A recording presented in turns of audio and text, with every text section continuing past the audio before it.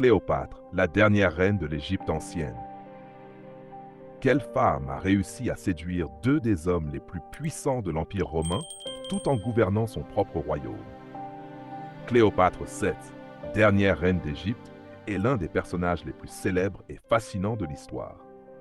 Mais qui était-elle vraiment et comment a-t-elle marqué l'histoire de son pays et du monde? Abonnez-vous et partagez la vidéo. Cléopâtre est née en 69 avant JC, dans une Égypte qui était déjà sous l'influence de Rome.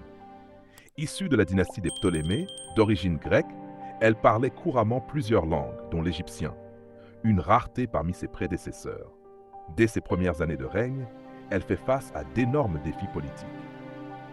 L'Égypte était en crise, affaiblie par les rivalités internes et la montée en puissance de Rome.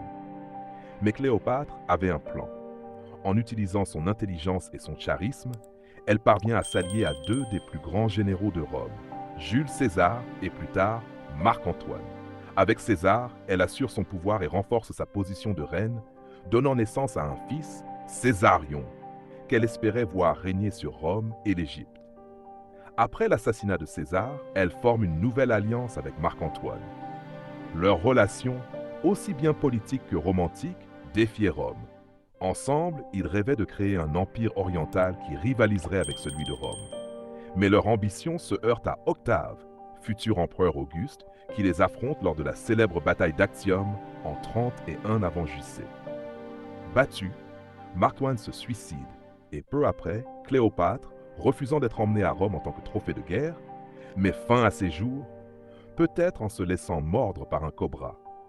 Avec elle s'éteint la dynastie des Ptolémées et l'Égypte devient une province romaine. Aujourd'hui, Cléopâtre reste un symbole de pouvoir, de beauté et d'intelligence, une femme qui a défié son époque et a marqué l'histoire comme l'une des dernières grandes figures de l'Égypte antique.